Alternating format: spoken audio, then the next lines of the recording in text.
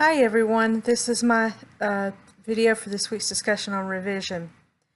One of the articles we had to read for today was the top 10 golden rules of self-editing, which I really liked because some of them, a couple of them are reading it out loud, show versus tell, choosing the active versus the passive voice, and other things like that, like using writing and editing partners. One of the rules I have a lot of problem with is the show versus tell.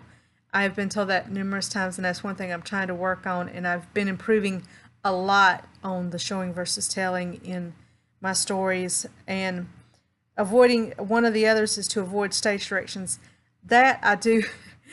sometimes have a problem with because I come from the background of being a screenwriter, and that's kind of two different sets of rules for how to write, the novel versus the screenplay,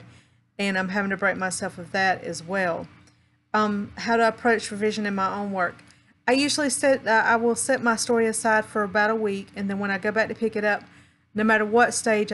I'm at or start with, I always start with reading it out loud and flagging things like character names, so I can go back and look and see if that character is really relevant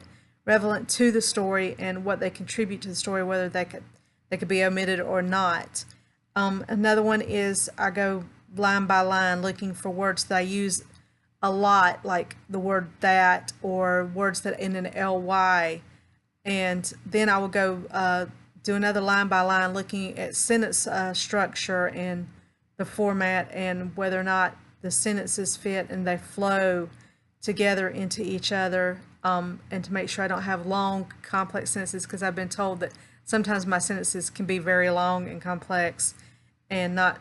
short and to the point of what I'm trying to write. And that's the revision techniques basically, is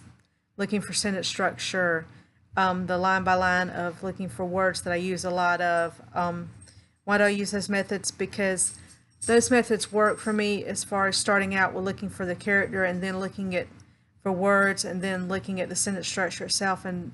the whole time reading it out loud, because I find that reading it out loud you find a lot of errors you wouldn't if you just kind of looked at the page and read it silently, and because you can hear how it flows and whether or not the sentences flow together and what needs to be changed about them. How would this inform me to help others with revision?